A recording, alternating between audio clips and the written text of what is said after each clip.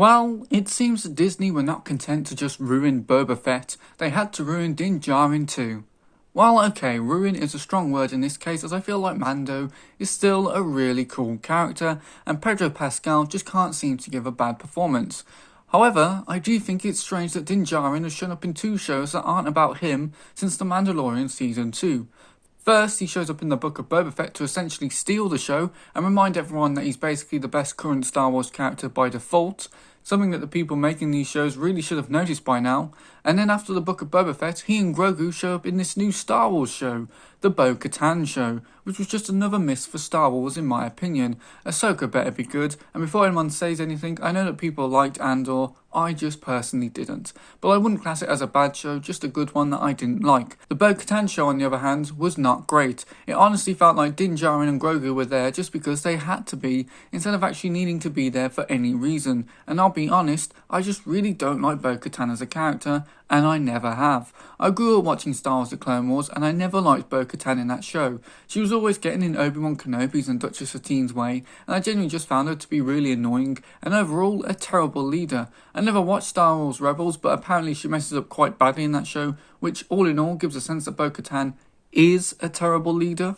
Yet somehow this show tries and tells me the opposite, telling being the key word here, as Bo Katan never did anything that made me think she was a good leader. In fact, the only reason she becomes the leader of the Mandalorians is because the Armourer tells her to. I want to make it clear that my issues with Bo Katan are completely to do with the character and not the actress. I actually think that Katie Sackhoff is pretty good in the role, and you can tell in interviews that she's very passionate about Bo Katan's character, and she cares about Star Wars too, which is always a plus. The amount of times an actor steps into a big franchise that means a lot to people and treat it as a big payday instead of an opportunity to entertain a vast amount of people is really annoying, and I'm glad Katie Sackhoff didn't treat the Bo Katan show like that. In some ways, I really wish Din and Grogu weren't in this show as they're treated as background characters.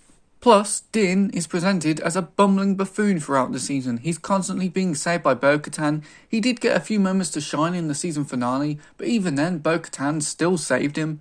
He did end up saving her later, but the ratio of rescues was notably skewed in Bo Katan's favour this season. It was just hard not to notice how little the Mandalorian played a part in his own show. Yes, I am dropping the whole Bo Katan show thing now, because I think it's important to talk about the disaster that was The Mandalorian Season 3. Also, I may drop some spoilers here and there, so be warned. There are two major issues I had with The Mandalorian Season 3. Firstly was that Bo Katan hijacked the show. It's clear that I'm not a fan of her, but I think even people that do like Bo Katan will admit that she doesn't hold a candle to Din Djarin. Secondly was the forced attempts to connect The Mandalorian to the rest of the Star Wars universe. I think Disney and the people that work at both Marvel and Star Wars HQ don't understand what people like about interconnected universes. Interconnected universes work because there's all these jigsaw pieces that create a whole. However, like a jigsaw, the pieces only connect to certain other pieces. What Marvel and Star Wars are doing are trying to get all these jigsaw pieces to connect to every other piece in the puzzle. It is nauseating and it has made both Star Wars and Marvel feel like homework. I want to be entertained when I watch my entertainment. I don't want to be sitting there confused because I forgot to watch Indiana Jones and that one time he accidentally got sucked into Star Wars. The thing is, if you didn't watch the Book of Boba Fett, which I wouldn't blame you for not doing, then you would have no idea why Grogu was back with Mando at the start of this season. You're probably scratching your head and saying to yourself, hey now, didn't Luke Skywalker come along and take Grogu away? Well, it's your own fault if you're confused because you should have watched that other Star Wars show that you didn't think would incorporate the characters that you actually like. You dummy. Then there was that entire episode dedicated to Coruscant shenanigans, which was just so lackluster. Why am I watching these Coruscant people in my Bo Katan show? I mean my Mandalorian Season 3 show. I know why they've tried to make The Mandalorian this big event, and in fairness, The Mandalorian Season 2 featured lots of crossover, but all it does is dilute and overshadow what The Mandalorian Season 3 should have been about, a space cowboy raising his adoptive son. The Mandalorian Season 3 gives us this bombastic spectacle where everything has consequence and everything is bigger and better than everything we've seen before, when in reality it should have been a more smaller, focused show. People don't watch The Mandalorian for Bo Katan and the Empire hiding in the shadows of the New Republic. That's the sort of thing that should be hinted at or for Mando to accidentally stumble across. Not something I should find out about whilst Mando is having a swim. People watch this show for the cute baby Yoda gremlin and his socially awkward dad who has to hide his face behind a helmet just so that he can have a normal conversation with people. No wonder people like Din Djarin so much, they can probably relate to him. What else didn't I like since I'm here? Oh, Episode 6, the one with Jack Black and Lizzo and Christopher Lloyd. This episode was terrible. Genuinely the worst episode of The Mandalorian. First of all, who thought it was a good idea to hire Jack Black and Lizzo? Before anyone says that Jack Black is an actor and whatever, putting Jack Black in Star Wars would be like putting Ryan Reynolds in Star Trek. Both actors, I believe, have the capability to fit perfectly within that universe. However, due to their fame and recognition, they are most likely being typecast. If Ryan Reynolds was in Star Trek, he'd probably just play Ryan Reynolds again. And Jack Black in the show is basically just Jack Black. If the script had asked more of him, then maybe his casting would have felt justified.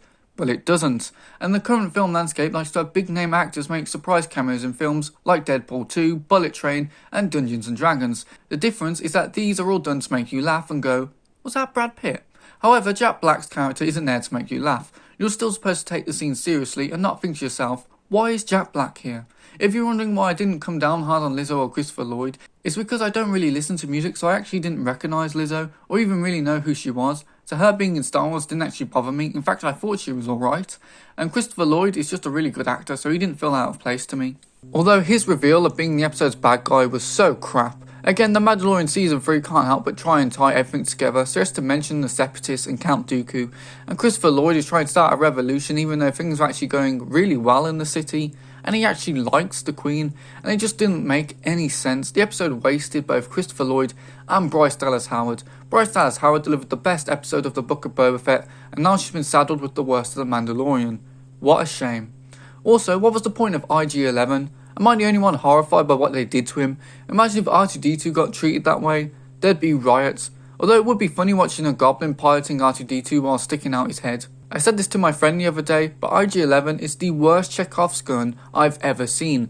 Firstly, Grogu could have just used the Force most of the time he was piloting IG-11. When he broke up that Mandalorian fight, could have just used the Force.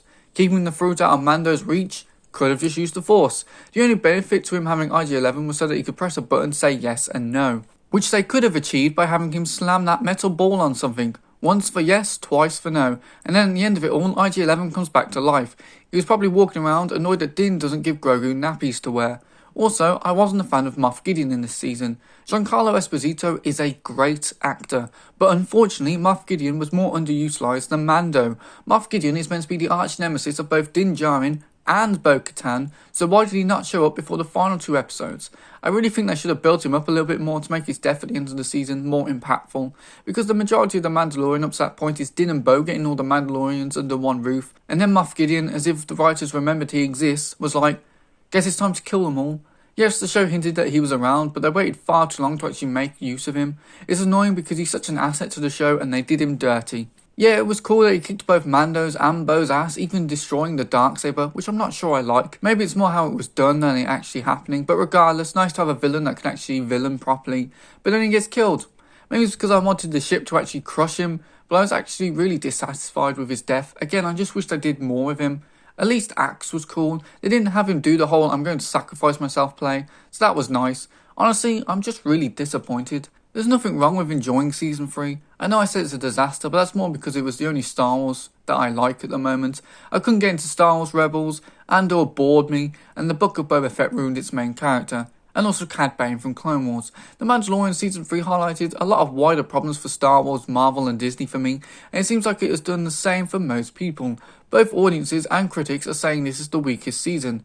Hopefully it's not the final season, I've heard rumours that it is, plus the final shot of the season really feels like it could be a series final shot. Fortunately, The Mandalorian is huge, and it's likely that Disney would be down to clown with The Mandalorian again, and I really hope so because I would like to see this show regain its footing after what is undeniably its worst outing.